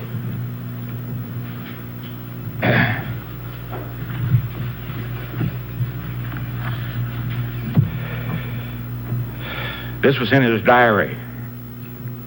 He said, she was beautiful in face and form, and lovelier still in spirit. As a flower she grew, and as a fair young flower she died. Her life had been always in the sunshine. There had never come to her a single great sorrow. None ever knew her who did not love and revere her for her bright and sunny temper and her saintly unselfishness. Fair, pure, and joyous as a maiden, loving, tender, and happy as a young wife, when she had just become a mother, when her life seemed to be just begun, and then the years seemed so bright before her, then by a strange and terrible fate, death came to her. And when my heart's dearest died, the light went from my life forever. That was T.R. in his 20s. He thought the life had gone from his life forever, but he went on.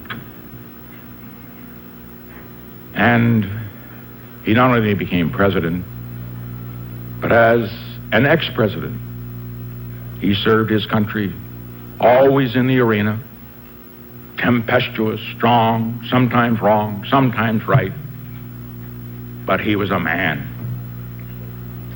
And as I leave, let me say, that's an example I think all of us should remember. We think sometimes when things happen that don't go the right way, we think that when you don't pass the bar exam the first time, I happened to, but I was just lucky. I mean, my writing was so poor, the bar examiner said, we just got to let the guy through. We think that when someone dear to us dies, we think that when we lose an election, we think that when we suffer a defeat, that all is ended. We think, as T.R. said, that the light had left his life forever. Not true. It's only a beginning, always. The young must know it. The old must know it. It must always sustain us, because the greatness comes not when things go always good for you, but the greatness comes and you're really tested when you take some knocks, some disappointments, when sadness comes. Because only if you've been in the deepest valley can you ever know how magnificent it is to be on the highest mountain. And so I say to you on this occasion, we leave proud of the people who have stood by us and worked for us and served this country. We want you to be proud of what you've done. We want you to continue to serve in government if that is your wish. Always give your best. Never get discouraged. Never be petty. Always remember, others may hate you, but those who hate you don't win unless you hate them. And then you destroy yourself. And so we leave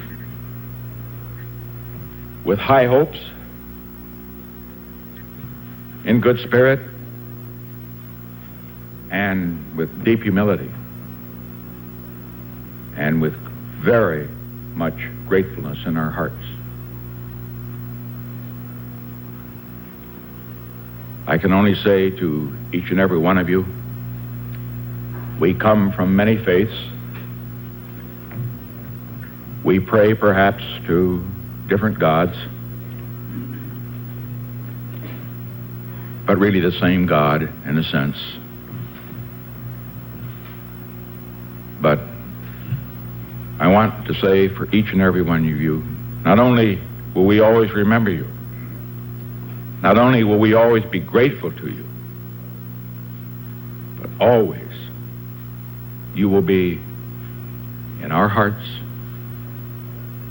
and you will be in our prayers. Thank you very much.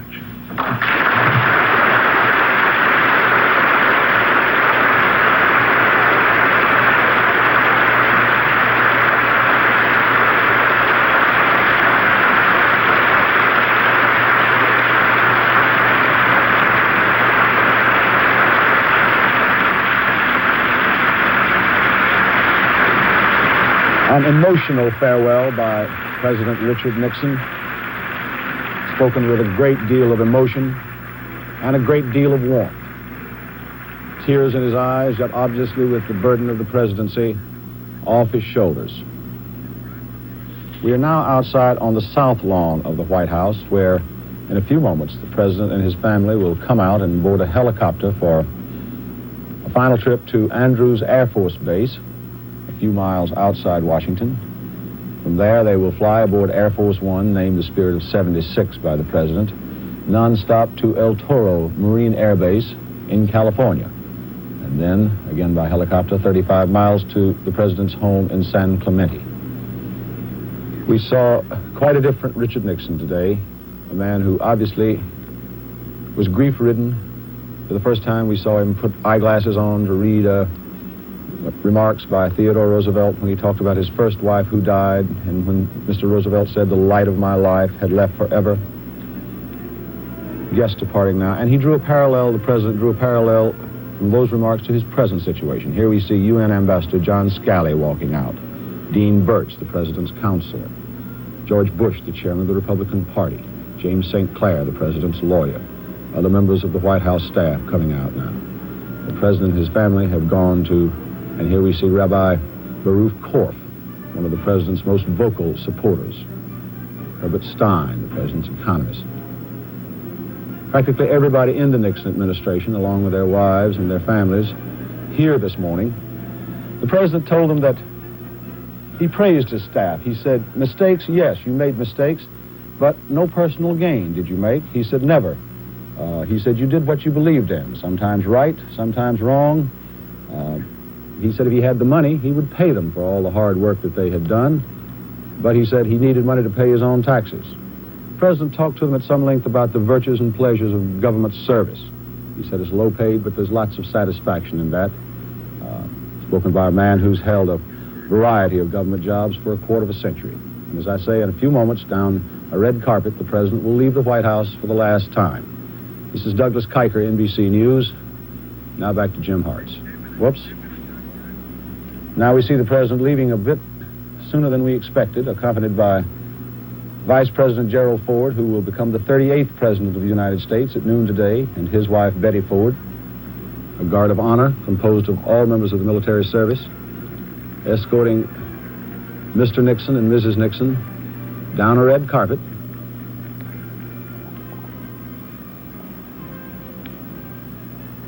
As he leaves the White House for the last time as President of the United States.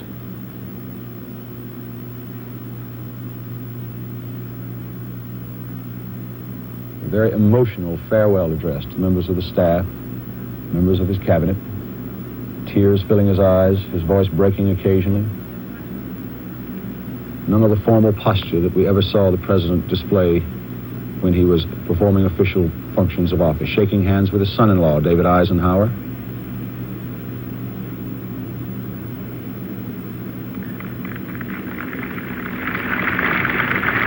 And the final wave, a wave we've seen hundreds of times on the campaign trail, arms up, fingers stretched in a V sign.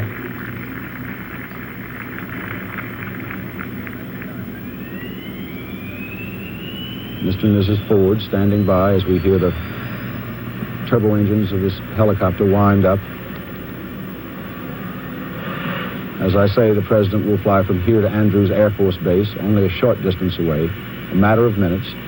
Waiting there, a giant Boeing 707 Air Force One, the Spirit of 76, which will take him nonstop to El Toro Marine Air Base in California. So far as we can tell, we had understood that perhaps the president's two daughters and sons-in-law might accompany him on this trip, but evidently they will not. We see them, at least we see Julie Eisenhower and David Eisenhower there. We also understand that the president's press secretary, Ronald Ziegler, will accompany him, although we have no word that this is the case. Mr. Ziegler could already be at Andrews, of course, and the honor guard marches away.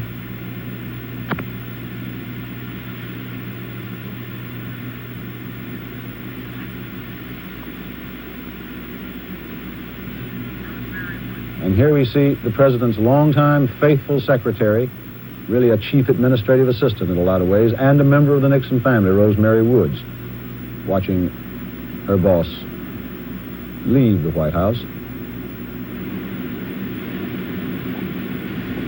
A house that the president described as a house that has a great heart, and that he said that great heart comes from those who serve here.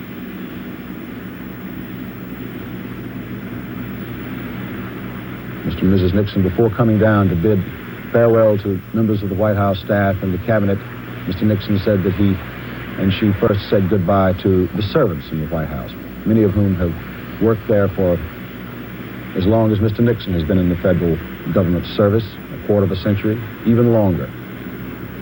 Here we see Vice President Ford, Betty Ford. Mr. Ford went to sleep this morning at 1:30, he said, woke up at 5:45, put on his bathrobe, walked out on the front porch, picked up the paper, waved to reporters, went back inside and cooked breakfast himself for him and his son, Stephen, who's got a job this summer mowing grass for the U.S. Park Service here in Washington. Cooked breakfast, and then came out to perform this sad and final function as vice president. Julie Eisenhower, obviously distraught, her arms around her husband, David. A sad moment for the Nixon family, an emotional moment. Farewell wave now as the blades swirl. As the blades swirl over and the helicopter leaves, rustling the leaves of the magnolia trees that Andrew Jackson planted at this mansion. And now off the south lawn of the White House, over the ellipse, and on its way to Andrews Air Force Base.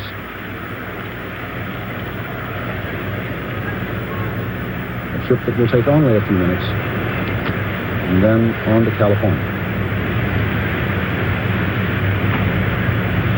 Flying now over the Jefferson Memorial, where we see Mr. Jefferson hunched, brooding in the Washington morning fog.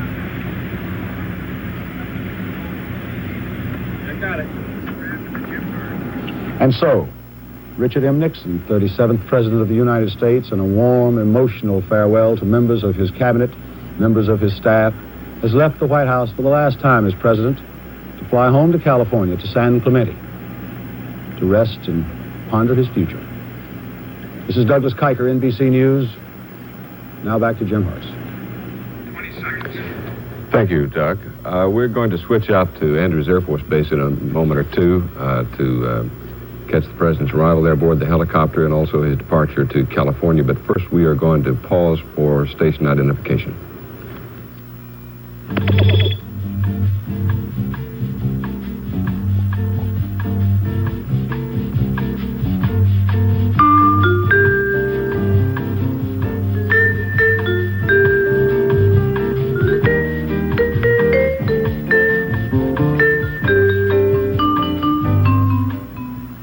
They are on their way at this moment to Andrews Air Force Base outside Washington. While they are en route, we want to show you a film that we began earlier this morning, and then it was interrupted by the rush of events. On the 6th of December in 1971, NBC News was invited to film a day in the life of the president at the White House. The events of that day were compressed into a 1-hour documentary, and it was put on the air a couple of weeks later. It was entitled The Day in the Presidency. It shows Richard Nixon at the pinnacle of his power, and we wanted to show you some excerpts from it. On this day, Mr. Nixon walked to his office with Gerald Ford, then House Republican leader, after having breakfast with congressional leaders from both parties. And here was Mr. Nixon arriving in the Oval Office. The war between India and Pakistan had started 3 days before. The conflict was high on the president's morning agenda. With his chief of staff, Robert Haldeman, in his usual place, Mr. Nixon called in his foreign affairs advisor, Dr. Henry Kissinger. Okay, anything you want to go over before we get into this meeting? Nothing. Henry, why don't you bring those maps? CBS News at NBC. So I told the leaders this morning there were no people with the troops. That's absolutely correct. No Americans with any. No Americans with any of the troops, any place. I mean, the attachés are at the embassies, so they're. So basically, what is happening? The attachés are the Indian attaché will reflect the Indian reports, and the Pakistan attaché will reflect the Pakistan. Well, we have a variety of independent sources. Yeah, I know. None of them reliable. None of them totally reliable. That's right. Alexander Butterfield handled a lot of paperwork for the president. On this day, a matter of protocol for upcoming summits. You see, you don't send an autographed photograph to somebody who already has an autographed photograph. Is that what he's talking about? No, they do not have them, sir. We're just recommending. Sato has one. Brown has one. I mean, I know because they've all paid. Anybody who's paid a visit here has an autographed photograph already. Well, we'll check that out. So, I don't like the photograph idea, frankly, too well. Mr. Nixon dictates a letter to Rosemary Woods for Jackie Gleason, then autographed a family photograph while waiting for his daughter, Julie. Dear Jackie, when you invited me to come to the golf tournament in Florida on February 21, I thought I would be able to work it into my schedule. That is the date I arrive in Peking. And even if we had an SST, I would be unable to be in both places at the same time. We wanted to get this picture too. I think if you could sign that one. I think you want to sign it, Dick Nixon. Mrs. Nixon made it pass. You know, I think it's a good family picture. I do too. That doesn't think it's so good. I think what the problem is, it doesn't have a backboard, but the faces are good. Hi. Hi, Julie, how are you? What are you working on? Huh? What are you working on? Well, we got a couple of odds and ends on your program. The moment you begin to act, the moment you begin to put on a show, then it kills it. It's one of the reasons, you know, I refuse ever to see myself on television. You ever seen yourself on television? I've turned it off. Yeah, always turn it off. Because it makes you too self-conscious. The moment you watch us on television and you hear people, you know, they practice their speeches before a mirror. I've often said to members of the cabinet, and I've often said to young congressmen and senators that are on the way up, they say, well, gee, I just don't want to make any mistakes. I want to be non-controversial. Well, that's fine. Yeah, no mistakes. Be non-controversial, and you'll be dull. Yeah. You'll be dull. Well, look, I'll let you get back to what you're doing. Yeah, we're going to have a meeting on India and Pakistan now. I'll see you when you get dressed for dinner tonight. Yeah, you're not coming, stag. Right. All right, okay, bye. See you later.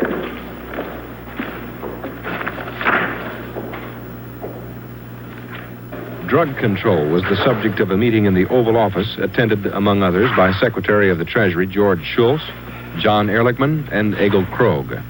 We're really interested in this as to whether we have a program that you can honestly stand up and say is adequate. Well, I suppose we are destined not to see that in its entirety ever.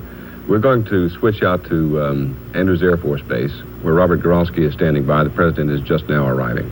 Robert? The presidential helicopter arrived here just a few seconds ago.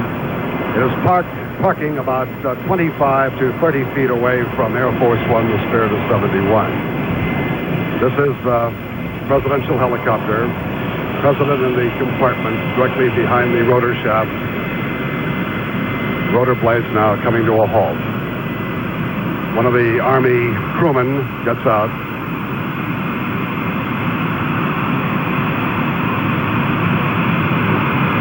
Secret Service personnel first to disembark from the helicopter. There you see Mrs. Nixon talking to the pilot and the co-pilot of the presidential helicopter. To see the president, Mrs. Nixon now beginning to emerge. Mrs. Nixon first to disembark. They are greeted by Colonel James A. Moore, the vice wing commander. About 200 to 300 people have gathered here. The president is waving to them now. Directly behind the president and Mrs. Nixon, daughter Tricia, son-in-law Edward Cox. President talking to Colonel Moore. The president has disembarked helicopters here many times to board Air Force One for many of his historic trips around the world. This particular Air Force One was put into service in January of '73. Carried the president only recently to the Middle East and to the Soviet Union. Mrs. Nixon going up the ramp now, part of the crowd here at Andrews Air Force Base. And behind us we can hear the cheers. President and First Lady, former First Lady, perhaps we should say, respond now. Daughter Tricia, son-in-law Edward Cox. Aboard the plane, Secret Service personnel who will stay in San Clemente with the president. As a former president, he will be entitled, of course, to Secret Service protection. Most of the bags were loaded about an hour ago. Now the 4 jet engines being started by Colonel Albert Tazi, who has flown the president in this plane around the world on many occasions, historic trips. It's from here that the president embarked on his historic visit to the People's Republic of China and several trips to the Soviet Union. He leaves Andrews now for the last time as President of the United States. The interior of the aircraft is filled with family portraits of the Nixon family. Informal shots primarily, but many other shots from around the world. Color photographs primarily. Spirit of 76 will arrive at El Toro Marine Air Force Base in California a little less than 5 hours from now. The arrival time at El Toro scheduled for 3 p.m. Eastern Time, which is 12 noon Pacific Time. Colonel Albert Tazi will then turn Air Force One around, return to Andrews Air Force Base by about 9 o'clock tonight, where the aircraft will be made available then for the use of President Gerald Ford.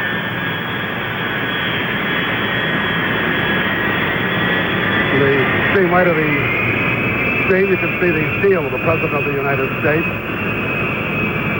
As the aircraft begins to move now, most of the aircraft in the patterns here have been diverted temporarily until Air Force One can depart. The sleek jet starting to turn now, moving down the apron to the runway. They'll begin their little less than 5-hour trip to California. We did not see Press Secretary Ron Ziegler. We did note, and as you saw, the president was accompanied by his daughter Tricia, son-in-law Edward Cox. People who are gathered here looking at the departing aircraft, departing Air Force One.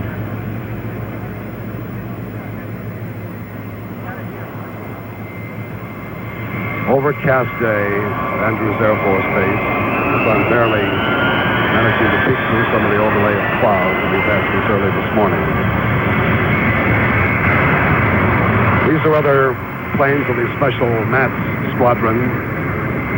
Fly VIPs around the world for missions on behalf of the United States.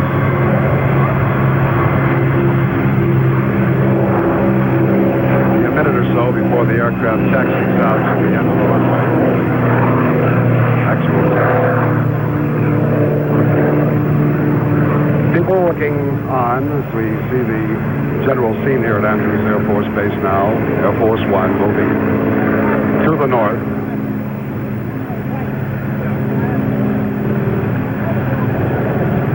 Young, old, mostly relatives, military personnel stationed here at Andrews Air Force Base who started gathering about 2 hours ago, stand in line, about 200 or 300 who waved goodbye to the president as he boarded Air Force One, which we now see still taxiing toward the end of the aircraft, end of the runway.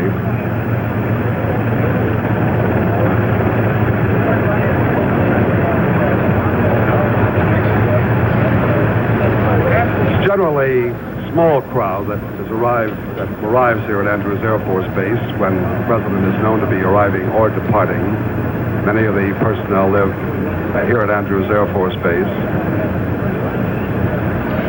It's a semi-open base, that is, not all the public could be invited here, could be admitted into the base area itself. However, at El Toro, we understand that when the president does arrive there around 12 noon Pacific time, 3 o'clock Eastern time, El Toro will be open completely. And those who wish to see the president's arrival at El Toro will be able to witness it close at hand.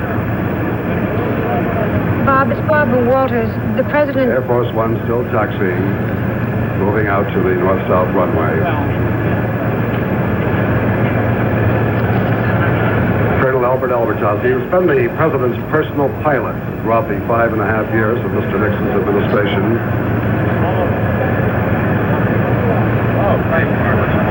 Barbara, I understand you have a question. Yes, Bob, I didn't know whether you could hear us or not. The president, because he has resigned, is able to keep his pension, his Secret Service men. Should Mrs. Nixon outlive him, she would have a pension and so forth. Does he also have provisions to use these planes? Is that part of it, do you know? Or is this his last day having the privilege of his own plane?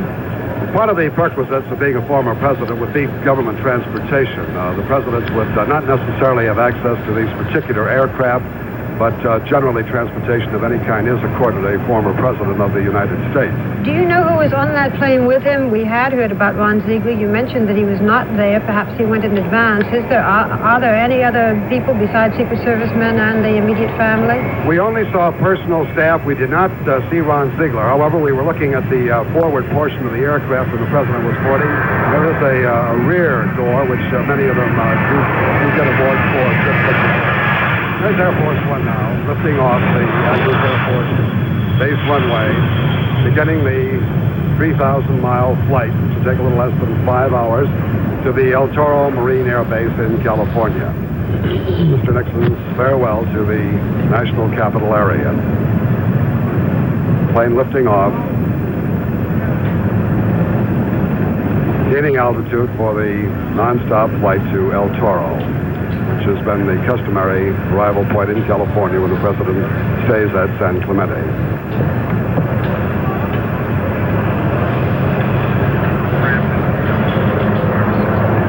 Well, that's the story, the president's departure from Andrews Air Force Base just outside of Washington. Now back to Jim Heitz. Thank you, Robert. Ordinarily, the mantle from one president falls to another on the Capitol steps at noon on January the 20th. It has fallen 4 times in our history by assassination. It is falling today probably at 30 or 40,000 feet, somewhere over the continental United States. The president will be aloft at noon today aboard that plane when his resignation takes effect, and Vice President Gerald Ford will be sworn in at the Oval Office at the same hour, 12 o'clock noon. It probably will be a long time before we see anything like this happen again. Barbara? I think all of us, we have been joined, by the way, by Professor Graff, who was with us earlier discussing, he's a historian, discussing what this means historically to the nation. We had a chance to talk earlier, and we will now. But I think if you'll bear with us, perhaps we might talk a moment or two about the president's speech, which was... I think historically unprecedented, wouldn't you say? That kind of a remarkable speech. Address. The president who has been, the one thing we've heard about him being said for so many years, the people have talked about his restraint, the fact that he is a man who seems so alone, the fact that one doesn't able to get through to him. Suddenly all of this seemed to come out in great emotion, very touchingly about his family, and even such things as the perspiration that he made no attempt to take off, which he always did, the yellow pad sticking out of his pocket where he hadn't quite pushed it in. A very human man, a side that he has felt a president shouldn't show, a side he didn't show last night. Side he's never shown, really. In many ways, this speech is a remarkable service that he performs for the presidency. Perhaps all Americans ought to know that the president is a human being who weeps and has a family and feels deeply the things that are being done about him. Perhaps it's time to drop the mask, which so many politicians have had up to now. I think they feel that they must have. It's a way of showing that they are totally in command, not to show the emotion. I think the people knew their presidents were human, but the presidents were afraid to show they were human. Lyndon Johnson was larger than life, people said, and yet he would get in front of that podium, with or without the contact lenses that he was trying so hard to wear, and the speeches were always stilted. And people used to feel if only they could see the real Lyndon Johnson, they would have some idea of the thought processes of the man. Nowhere has it been more difficult than in the case of President Nixon. I think many presidents are trapped by what they know about the history of the presidency. I think that we ought to bear in mind that until the 20th century, most Americans did not know what their president looked like. They knew what George Washington looked like, of course, and Abraham Lincoln. Let me ask you what you made of a remark that came very early in his speech, before the emotional part and before the part probably that will be remembered. He said at the beginning, in addressing his cabinet and staff there, he said, "We don't have a word for it in English," and then he said, "Au revoir, we'll see you again." Do you think we should read too much political significance into that? I think not. I think that was a sense that the presidents always have, that official family will cling to them. I know that Eisenhower often had members of his cabinet and associates down to the farm at Gettysburg, and Johnson kept up very closely with the people around him. He didn't say, as he did when he lost the governorship, there was no bitterness, there was no governorship of California, there was no, now you won't have Richard Nixon to kick around anymore. He made it seemed to be a little edge remark at the press. The press will interpret this as spontaneous, after all, that's their right. A tiny bit sarcastic. One final little dig, but the rest of it was very large and gracious and unbitter. Yes, and I think that it may be that personally he has come to terms with this tragic step that he's taken. And in all tragedy, there is some kind of triumph. Well, he said that too. It's interesting when you say that they haven't seen their presidents, that Woodrow Wilson, most of the public didn't know was ill. Franklin Roosevelt, most of the nation didn't know he was crippled. That's right. And here, every flaw in the president shows, every handicap. And the presidency is only now beginning to adjust to that fact. May I ask you another question about another quote in there, and see if you, as a historian, sort of seize on things like this? In addressing his staff, he said, "Others may hate you, but if you hate them, it will destroy you."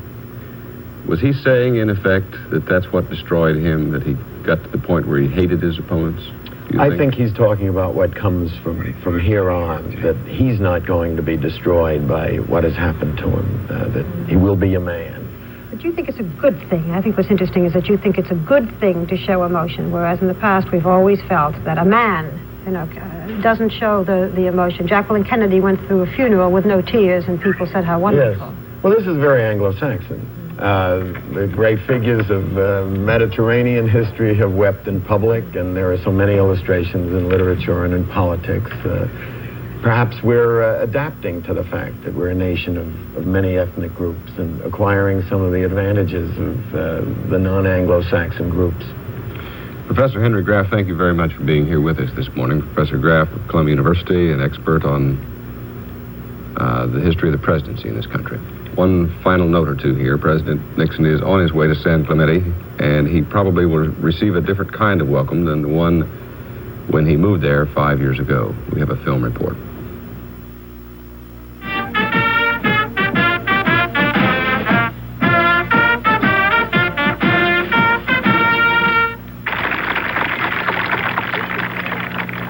want to thank all of you for giving us such a warm welcome to San Clemente.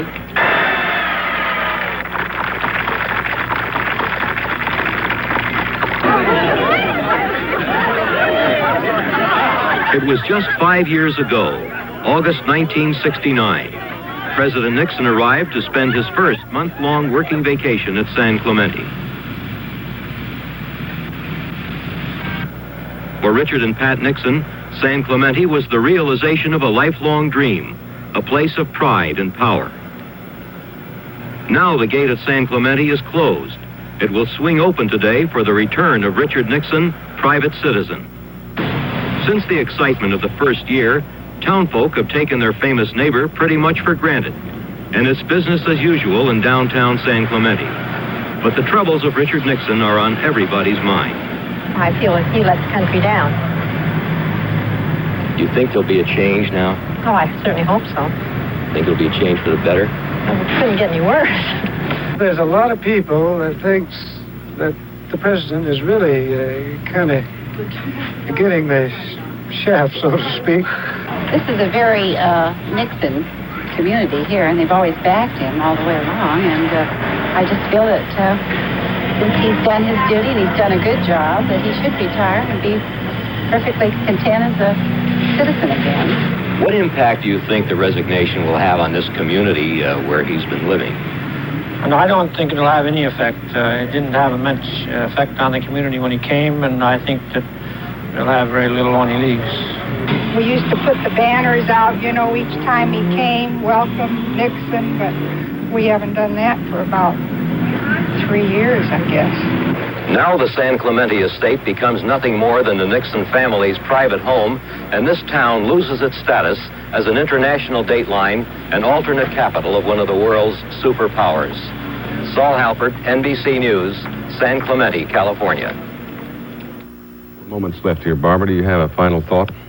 Oh, I was just thinking of some of our own experiences with the president. We had done a 2-hour interview with President Nixon a few years ago, and I remember at the time saying to people that when one met him privately, he did have humor, and he was human, and people criticizing us and saying, well, you know, you're being too pro the president because it so rarely showed. I remember in China, I was privileged to go on that now historic trip. I think that was the president at his happiest, his most triumphant. He was very warm with the press, introduced each of us to Zhou Enlai. Mrs. Nixon, I think that's when she bloomed. She found the self-confidence. She did everything just right. She came back a different woman. And then we saw that slowly ebb away as Watergate began to make her more and more closed again. You think about it with this man. Why, when he had it all, did it happen? A very close aide of him said once to me, somewhat jokingly, that if President Nixon were elected for life, he'd run again. And I find this very telling because it seems to me that no matter what happened to him, there was this deep sense of insecurity, this lack of trust almost in himself that was the flaw that leads to the kind of thing that was a Watergate. He had so much, and it never seemed to make him totally comfortable. Well, whatever it was, it's over now, and he's on his way home, and we have a new beginning at noon today on the 9th of August, 1974. The swearing in of Gerald Ford at 12 noon will be carried live here on NBC, and that is our broadcast for this morning.